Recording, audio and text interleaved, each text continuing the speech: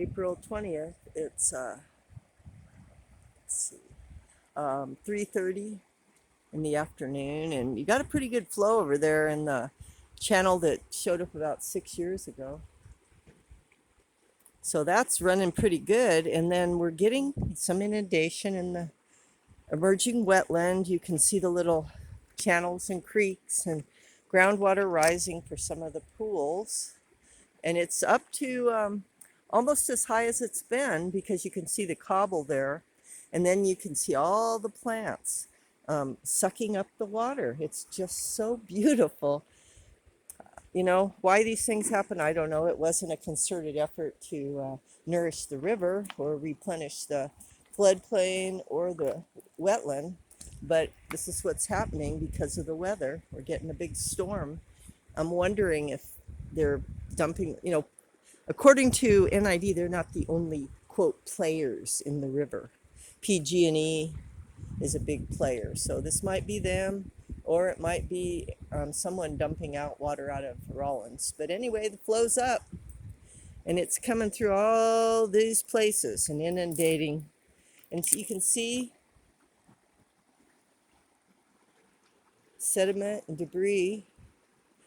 I should go to the beginning of these things, but yeah, it's settled sediment. I think that alone is key. And if how, what do they say? You can lead a horse to water, but you can't make him drink. You can tell people the same knowledge over and over and over again, and maybe the 10th time they'll go, "Oh, hey, I just realized ba ba ba," and it's like, hey, you got the knowledge. It don't matter how you got it. Good, glad you got it. So we're just happening. This creek is running. It's going clear over there. I'll go up further and see if that one's cutting over to the little channel. And this is all natural. I mean, there's been no, well, except for guys with shovels digging huge little excavations in the quest for gold. But other than that, the digging up of this area has actually been beneficial, because it's created a very diverse climate kind of condition, not climate, but terrestrial condition that traps water and creates microhabitats. And you see this little poppy. Everybody loves Bear River. Let's see if I can find it.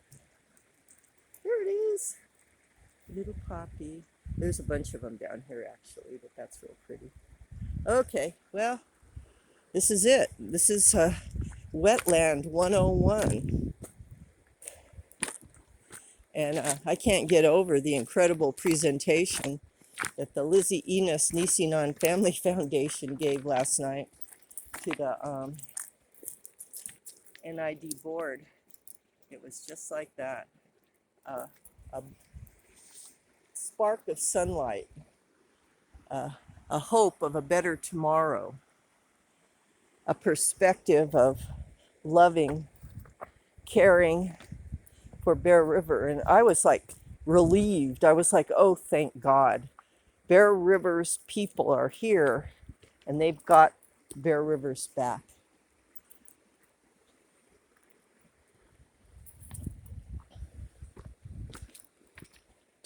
The Nisinon have arrived, and they're here for their river. Oh, Matakwe Asen. And I gotta say, praise God on this one.